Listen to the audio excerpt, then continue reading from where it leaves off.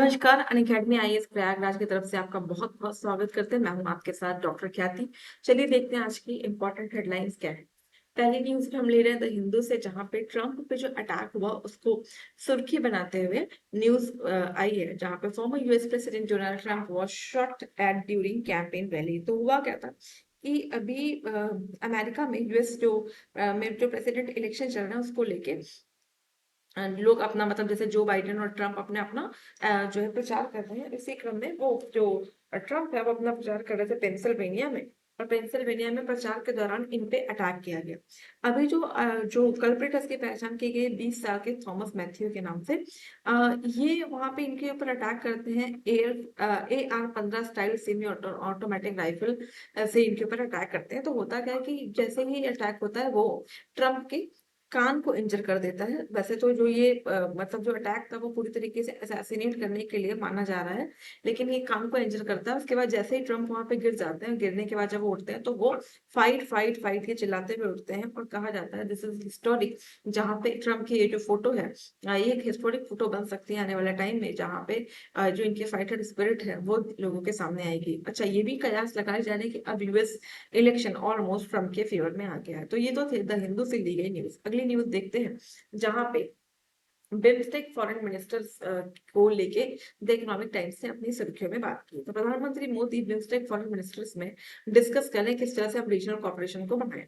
तो ये जो ये मीटिंग हो रही है, सेकंड मीटिंग है, और ये जो मीटिंग कंडक्ट हो रही है वो आपकी थाईलैंड में। तो थाईलैंड में होने वाली मीटिंग, यहाँ पे प्रधानमंत्री ने बात की क्षेत्रीय सहयोग बढ़ाने की। थर्ड न्यूज़ की तरफ चलते हैं, तो हम ईटी गवर्नमेंट से न्यूज़ ले रहे हैं, जहाँ पे IAF contingent arrives at Royal Australian Air Force Base to participate in exercise pitch black।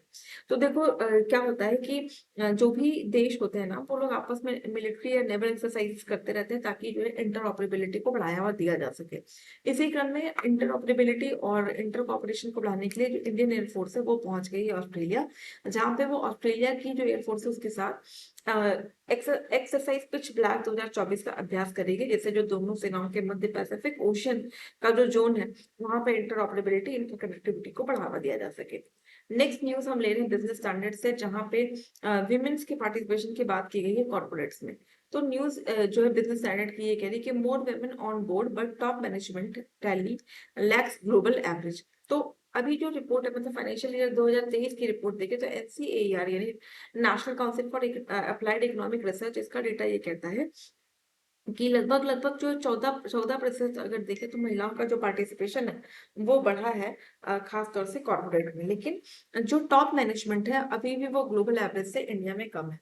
अगर आप इंडिया के टॉप जो मतलब 5 कंपनियां हैं उसमें भी देखेंगे तो वहां पे विमेन सीईओ की संख्या बहुत बहुत कम है।